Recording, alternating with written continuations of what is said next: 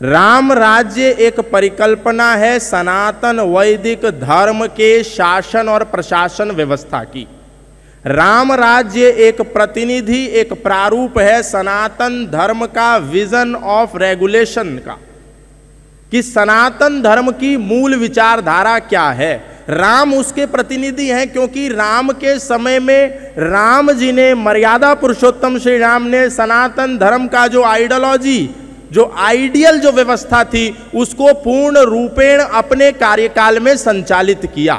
उनसे पहले बहुत से राजा हुए, बहुत से शासनकर्ता हुए जो सनातन वैदिक धर्म के अनुकूल शासन चला रहे थे, परंतु उसमें बहुत बार कुछ कमी पेशियां रह जाती थी। परंतु इस संसार के इतिहास में मर्यादा पुरुषोत्तम श्री राम दुनिया के एकमात्र ऐसे व्यक्ति हुए जिन्होंने सनातन धर्म की नियम व्यवस्था के अनुसार अपने शासन प्रशासन को संचालित किया। इसीलिए सनातन का जो शासन है वो राम राज्य के नाम से प्रसिद्ध हो गया, और उसी विषय में आज हम लोग चर्चा करने जा रहे हैं। लेकिन भारत के ही नहीं, विश्व के बहुत सारे लोगों को यह कंफ्यूजन रहता है कि जैसे राम है हमारे आराध्य, जैसे मर्यादा पुरुषोत्तम श्री राम का शासन है, जैसे सनातन धर्म का शासन है, वैसे ही तो इस्लाम का शासन है। जैसे राम हम लोगों के आराध्य हैं, पवित्र महानुभाव हैं, वैसे ही इस्लाम में मोहम्मद साहब हैं, हम उनका भी सम्मान करते हैं। जैसे इस्लाम में मोहम्मद साहब हैं, सनातन में राम हैं, वैसे ही क्रिश्चियनिटी में ईसा मसीह हैं, हम उनका भी सम्मान करते हैं।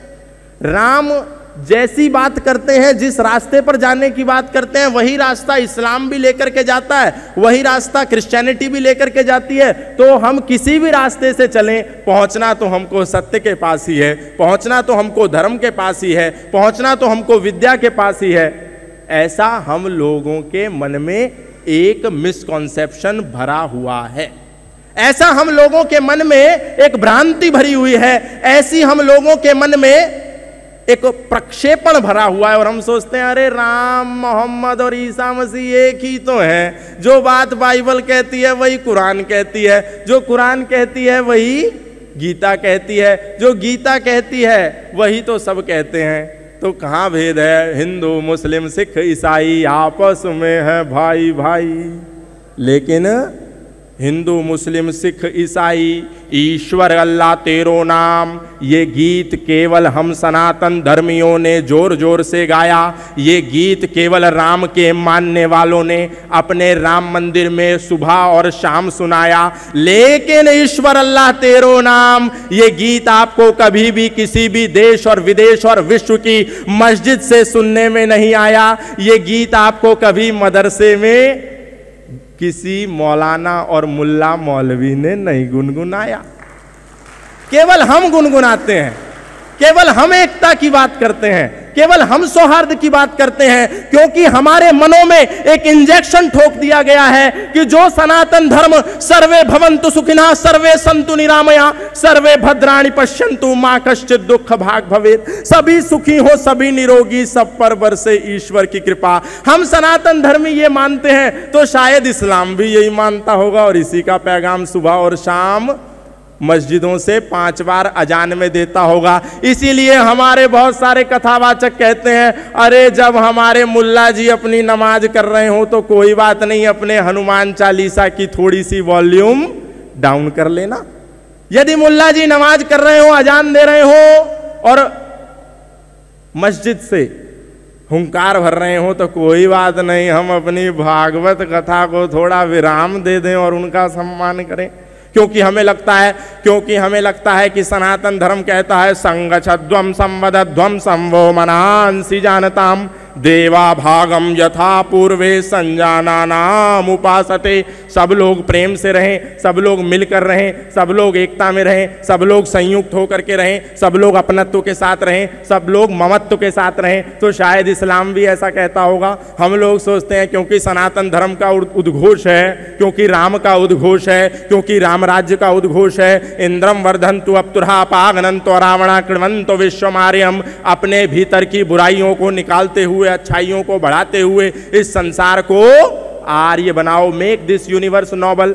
शायद यही इस्लाम भी कहता होगा। शायद यही बाइबल भी कहती होगी, शायद यही मोहम्मद साहब का पैगाम होगा, शायद यही ईसा मसीह की बात होगी। और इसी कन्फ्यूज़न में हम लोग भटक जाते हैं और भ्रमित हो जाते हैं और उनके चाकुओं की, उनके तलवारों की भेंट चढ़ जाते हैं।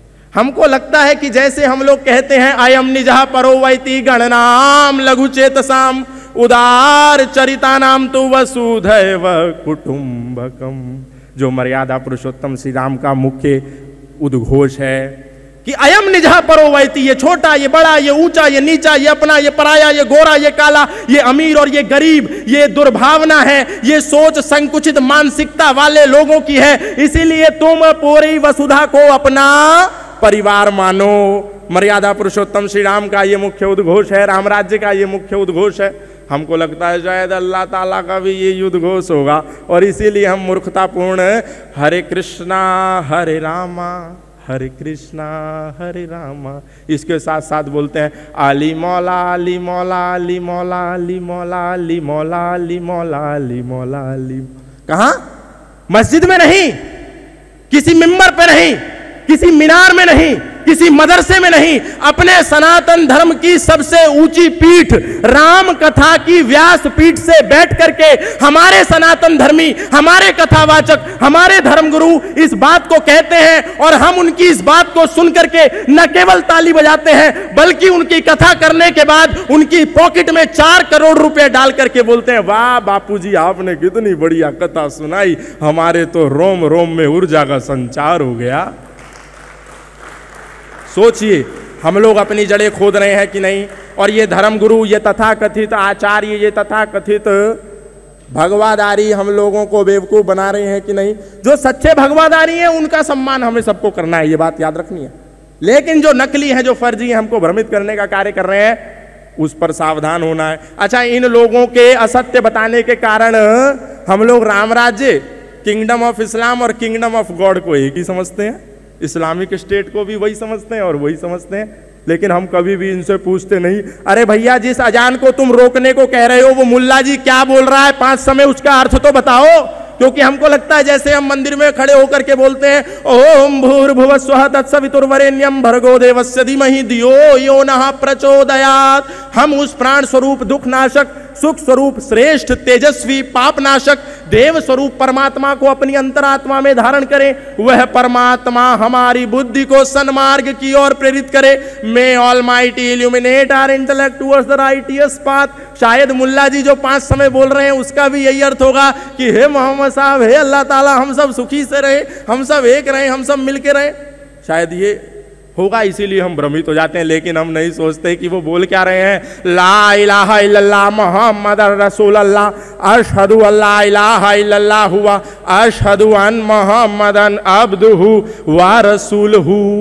हमें लगता है हमारा जैसा गायत्री मंत्र है, हमारी जैसी ईश्वर स्तुति प्रार्थना उपासना है, वैसे ही वो लोग भी बोल रहे होंगे। लेकिन नहीं, सावधान सनातन धर्मियों, वो दिन में 5 बार तुमको चेतावनी देते हैं कि अल्लाह के सिवा कोई इबादत करने योग्य नहीं है और मोहम्मद के सिवा कोई रसूल नहीं है।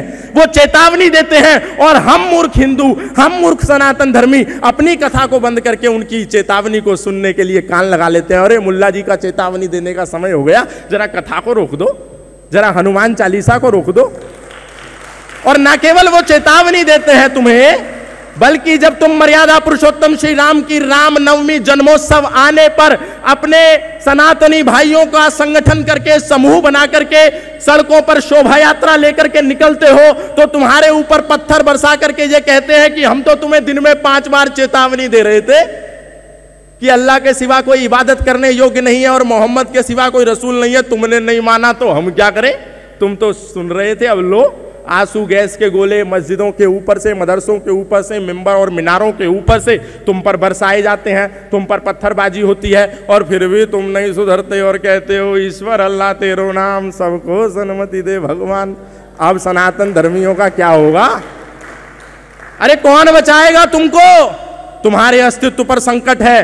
तुम्हारी भूल है कि तुम वेद को, उपनिषद को, दर्शन को, गीता महाभारत और रामायण को कुरान की श्रृंखला में ला करके खड़ा करते हो और बार बार कहते हो कि जो कुरान कहती है वही गीता में योगेश्वर श्री कृष्ण कहते हैं। अरे सावधान हो जाओ सनातन धर्मियों और पढ़ो अपनी गीता को, पढ़ो अपने उपनिषदों को, पढ़ो अपने वेदों को, पढ़ो अपने मनुस्मृति को, पढ़ो अपनी रामायण को और पढ़ो उनकी कुरान को, पढ़ो उनकी हदीसों को, ताकि तुमको पता चले कि धर्म क्या है और अधर्म क्या है, ताकि हम लोगों को पता चले सत्य क्या है और असत्य क्या है। हमको पता नहीं चलता, हमें लगता है मुल्ला जी मस्जिद में मदरसे में कीर्तन कर रहे हैं, लेकिन मुल्ला जी क्या कहते हैं, फैजन सलखल असहरुल हरम फक्तुल मुशरिकिन हैसु वजदतुहुम वखजुहुम वसरुहुम वखउदुलहुम कुल्ल मरसदीन फइन ताबू व अकामुस सलात व आतवुज ज़कात फखल्लू सबीलहुम इन्नल्लाह गफूरुर रहीम। मैं नहीं कह रहा, मीनाक्षी जी ने नहीं कहा, पुष्पेंद्र कुलश्रेष्ठ कह करके नहीं गए, उनकी कुरान की सूरा तौबा 9 आयत संख्या 5 कहती है कि फिर जब हराम के महीने बीत जाए उनकी घात में बैठो और इन मुशरिकों को, इन मूर्ति पूजकों को, इन अल्लाह को ना मानने वालों को, इस मोहम्मद पर ईमान ना लाने वालों को घात में बैठ करके जब मौका पाओ इनके सरों को इनके धड़ों से अलग कर दो। हम नहीं कहते, उनकी कुरान कहती है और हम फिर भी क्या कहते हैं, हिंदू मुस्लिम सिख ईसाई आपस में है भाई भाई, अब तुम्हें कौन बचाएगा। और ये एक नहीं, ऐसी 13-14 ऐसी आयतें हैं और असंख्य ऐसी अवैज्ञानिक बातें हैं जिनको पढ़ करके हमको लगता है अरे हमारे भाई तो हैं, क्या हो गया, उनकी इफ्तार पार्टी में जाकर के शामिल हो जाओ, कुछ नहीं गुजरेगा। पढ़ो कुरान में सूरा तौबा 9 आयत संख्या 29 तुम्हारे सर्वनाश की बात करती है और कहती है कातिलुल लज़ीना ला युमिनूना बिल्लाहि वला बिल यौमिल आखिर वला युहर्रिमूना मा हर्रमल्लाहु व रसूलुहु वला यदीनूना दीनल हक़ मिनल लज़ीना ऊतुल किताबा हत्ता युअतुल जिज़यत अन दिव्यहुम सागिरून। ए ईमान ना लाने वालों, ए मोहम्मद साहब को ना मानने वालों, ए कुरान को ना मानने वालों, ए अल्लाह ताला को ना मानने वालों, ए इस्लाम को ना मानने वालों, तुम्हारी गर्दनें उतारी जाएंगी जब हमारी बहुसंख्या तुम्हारे क्षेत्रों में होगी। वो तुमको चेतावनी देते हैं और तुमको लगता है जैसे हम अपने मंदिरों में अपने भगवान योगेश्वर श्री कृष्ण के गीत गा रहे हैं, हरे कृष्णा हरे राम हरे कृष्णा हरे राम, वैसे ही वो अल्लाह की पूजा कर रहे होंगे, इबादत कर रहे होंगे।